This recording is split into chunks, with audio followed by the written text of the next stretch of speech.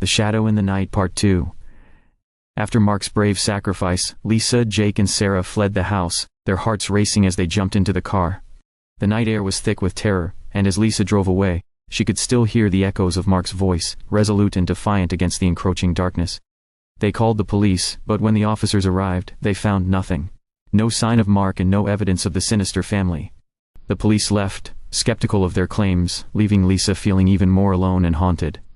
Years passed, and the weight of that night settled into the past, though it never truly left Lisa's mind. She and her family relocated to Chicago, hoping for a fresh start. Lisa eventually married David, one of Mark's old friends, a compassionate doctor who offered her stability and love. They had 2 beautiful children, Emma and Noah, twins who were now 4 years old, while Jake was 10 and Sarah was 8. For a while, it seemed as if the shadows had finally receded. Days before Halloween, excitement filled their home, as the children began discussing their costumes. "Mom, I want to be a pirate," Jake declared, his eyes sparkling with excitement. "And Sarah can be my parrot." "I'm not a parrot. I'm going to be a fairy." Sarah shot back, hands on her hips. Emma and Noah, the twins, chimed in with their own ideas. "I want to be a dragon," Emma exclaimed, her voice filled with determination. "And I want to be a knight," Noah added, puffing out his chest proudly. Seeing their enthusiasm, David suggested, "How about we go get your costumes today? We can pick out everything you want." "Yay!" The kids cheered in unison, and they quickly got ready to head out. At the costume store, the aisles were filled with colorful outfits, masks and accessories. Jake darted toward the pirate section, while Sarah twirled around in a fairy costume. Emma and Noah explored the dragon and knight costumes, their giggles echoing through the store. As David helped them pick out costumes, he felt a strange presence nearby. Turning, he noticed a shadowy figure standing at the edge of the aisle, a member of the sinister family. At first he felt a rush of fear, but the figure stepped forward, revealing a gentle smile. "Those are some great choices," the figure said, their voice surprisingly warm. "You know, my family and I have a special connection to Halloween. It's a time for fun and magic after all." David, taken aback, managed a cautious smile. "Thanks, we're just trying to make it a memorable Halloween for the kids. Make sure to keep your eyes open for the magic," the figure replied cryptically before slipping back into the shadows of the store. David shook off the encounter, feeling a mix of confusion and curiosity, and returned to his kids. "All right, everyone ready to check out?" When they got home, excitement buzzed in the air as the children rushed to show Lisa their new costumes. "Look, Mom, I'm a pirate," Jake exclaimed, brandishing an inflatable sword. "And I'm a fairy," Sarah twirled, her wings fluttering. Emma and Noah joined in, showing off their dragon and knight costumes. "We're ready for Halloween," they shouted together. "That's wonderful, sweethearts," Lisa replied, her heart swelling with pride. But as the excitement settled, Jake and Sarah exchanged glances, their expressions turning serious. "Mom, you won't believe who we saw at the store," Jake said, eyes wide with wonder. "Yeah, we saw Dad," Sarah added, bouncing on her heels. Lisa frowned, her heart sinking. "What do you mean your father was with you?" "No, Mom, not Dad like that. It was a different Dad. He looked like he was from a long time ago, like he was part of the family we talked about." Jake insisted, his voice filled with conviction. "Yeah, he had glowing eyes," Sarah chimed in, her excitement building. "He told us to look for the magic." Lisa shook her head, trying to process their words. "Kids, that's just your imagination. There are no glowing-eyed people. You must have seen someone else." "But Mom, he said Halloween was special," Jake protested. "Yeah, he was nice. He didn't want to scare us," Sarah added, her enthusiasm unwavering. Lisa knelt down to their level, trying to calm their excitement. "I know you're excited about Halloween, but sometimes our minds can play tricks on us. Let's focus on your costumes and have fun, okay?" The twins pouted but nodded, not fully convinced.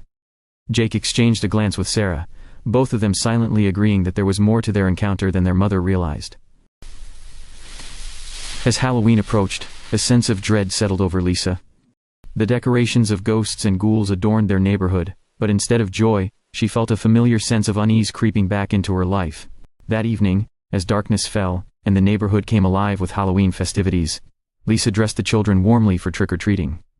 "You all look amazing," she praised, adjusting Jake's pirate hat, Sarah's fairy wings, and the twins' costumes. "Remember to stay close to me, okay? Can we go to the Johnsons first?" Jake asked eagerly. "They always have the best candy."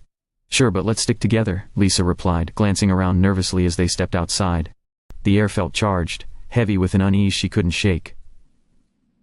As they walked through the neighborhood, the streets were filled with children laughing and shouting, but Lisa couldn't help but notice the way some of the older kids lingered in the shadows, their eyes glinting in the dim light. She felt a chill run down her spine. "Stay close, kids," she instructed, her voice firm. "Mom, look! There's the family." Jake pointed excitedly, and Lisa's heart raced as she followed his gaze. A group of figures stood at the end of the street, partially hidden in the darkness. Their features were obscured, but their eyes glowed with an eerie light. "Let's go the other way," Lisa urged, her heart pounding. "We don't want to bother them." "But Mom, they look fun," Emma protested, tugging at her mother's sleeve.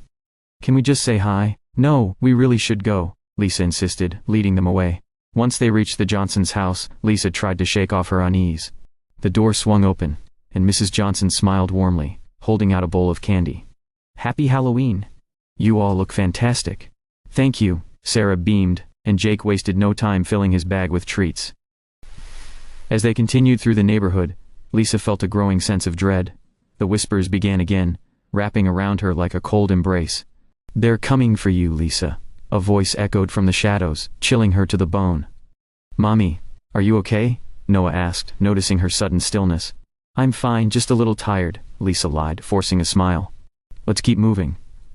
But as they walked past the park, Lisa spotted two neighbors talking in hushed tones, their faces etched with worry. "Did you hear about the pets going missing?" one woman said, glancing around nervously. "Something is out there watching us." "I know. I swear I saw a group of strange people wandering around last night. Their eyes were glowing," the other woman replied, her voice trembling. As Lisa listened, she felt the knot in her stomach tighten. She approached them, her voice steady but filled with concern. "Excuse me, but did you say something about glowing eyes?" The neighbors exchanged worried glances before one woman nodded. "Yes, just last night my cat disappeared, and I swear I saw something out there, a family, but not normal." "Can you describe them?" Lisa pressed, her heart pounding. "They were tall and shadowy, with eyes that shone bright in the darkness," the second woman replied, her voice shaking. "It felt like they were hunting." The conversation lingered in Lisa's mind as they continued trick-or-treating, the shadows growing longer and the air thicker with unease.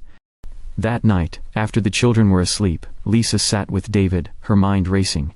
"David, I need to talk to you." He looked at her, concern etched on his face. "What's wrong?" "I've been feeling uneasy. It's Halloween and I can't shake the feeling that something dark is lurking out there. The kids have seen things, and I think the sinister family has returned." David frowned, his brow furrowing. "You really think so?" "It's just Halloween, Lisa. Kids love to scare each other." "No, David, it's more than that. I feel it in my bones," Lisa insisted, her voice urgent. "We need to keep the kids safe." The next day Lisa gathered Jake, Sarah, Emma, and Noah. "I need your help. Can you remember anything about Uncle Mark?" she asked, her voice soft but firm. Jake frowned, thinking hard. "He always told us stories about how darkness can trick you. He said love was stronger than any shadow." "Yeah. And he said we should always stick together," Sarah chimed in, her eyes bright with excitement.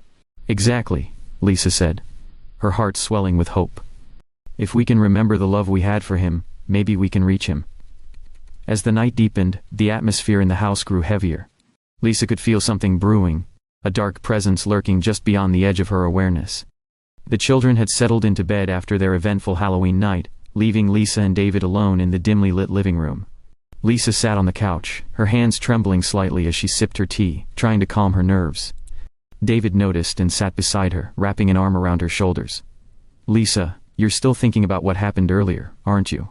he asked gently. She nodded, leaning into him. "I can't shake the feeling that something's wrong, David. The kids saw something, someone, and it wasn't just their imagination. I know Mark is gone, but it feels like he's still here." David sighed, rubbing her arm soothingly. "Whatever it is, we'll face it together. We've built a life here, and nothing is going to take that away from us." Lisa appreciated his reassurance, but a nagging fear gnawed at the back of her mind. She couldn't ignore the strange occurrences, Mark's voice, the flickering lights, the cold that seemed to seep into the walls. It was as if something was waiting for the right moment to strike. Suddenly, a loud crash echoed from the hallway, startling them both. Lisa shot up from the couch, her heart racing. "What was that?" she whispered, fear tightening her chest. David stood, trying to remain calm. "Stay here. I'll check it out." "No, I'm coming with you," Lisa insisted, grabbing his arm. "We're not splitting up." They moved cautiously down the hallway, their footsteps barely making a sound on the hardwood floor. The house was eerily quiet, save for the faint creaking of the walls. As they approached the source of the noise, the temperature dropped noticeably, and Lisa felt a familiar chill creep up her spine. They reached the children's room, where the door was slightly ajar. A soft, almost imperceptible whisper echoed from within. Lisa's heart pounded in her ears as she slowly pushed the door open. Inside, the room was shrouded in darkness, the only light coming from the small nightlights by the beds. The children were sitting up wide awake, their faces pale and eyes wide with fear. "Mommy, Daddy." Jake's voice trembled as he pointed to the corner of the room. "He's here." Lisa and David turned toward the corner, where the shadows seemed to swirl and gather, forming into a tall, dark figure. The figure stepped forward, its features gradually becoming clearer. Lisa's breath caught in her throat as she recognized the face, Mark, but twisted, darker, with a malevolent aura surrounding him. "Mark," Lisa whispered, unable to believe her eyes. Mark smiled, but it wasn't a smile of warmth or love. It was cold, predatory. "Hello, Lisa, it's been a long time." "Mark, what happened to you?" David asked, his voice filled with shock and confusion. "Why are you here?" Mark's gaze shifted to David, his smile widening. "I've come to bring my family back together, David. And that includes you." Before Lisa could react, the shadows around Mark began to shift again, revealing more figures, dark, twisted versions of the family members she had seen in her nightmares. They stepped forward, surrounding Mark, their eyes glowing with an eerie light. The children gasped, recognizing the man standing with Mark. "Daddy!" Jake and Sarah screamed in unison, their voices filled with terror and disbelief. Lisa's blood ran cold as she realized what was happening. David looked at the children, then back at Mark, his face pale with fear. "What are you talking about?" "I'm right here." But as the dark figure with Mark stepped into the light, Lisa saw that it was indeed David, an older, shadowed version of him, with the same cold, glowing eyes as Mark. The children's screams echoed through the room as they saw two versions of their father standing before them. "No, this isn't real," David muttered, backing away. "This can't be real." Mark's smile twisted into something more sinister. "Oh, it's very real, David. You're part of this now. The darkness has chosen you." Before David could respond, the shadowy version of himself moved with unnatural speed, reaching out and grabbing him by the throat. Lisa screamed, rushing forward to stop it, but she was too late. The dark David pulled him into the shadows, their forms merging into one. David's scream was cut short as he was enveloped by the darkness, and then there was silence. Lisa collapsed to the floor, tears streaming down her face as she watched the shadows recede, taking David with them. The room returned to normal, but the air was thick with sorrow and dread. Mark stepped forward, his expression unreadable. "You should have joined us, Lisa. But now you'll be alone, just like I was." Lisa looked up at her brother, her eyes filled with despair. "Mark, please, don't do this." But Mark's face remained cold. "It's too late, Lisa. The darkness is a part of you now, whether you like it or not. We'll be back." With that, Mark and the sinister family faded into the shadows, leaving Lisa alone in the room with her terrified children. The house was silent once more, but the memory of what had just happened hung heavily in the air. Lisa gathered her children, holding them close as they cried, trying to comfort them, despite the overwhelming grief and fear that consumed her. David was gone, taken by the darkness, and she was left to protect her children from the ever-looming threat. But as she held them, she made a silent vow. She would find a way to stop the darkness and save her family, no matter the cost.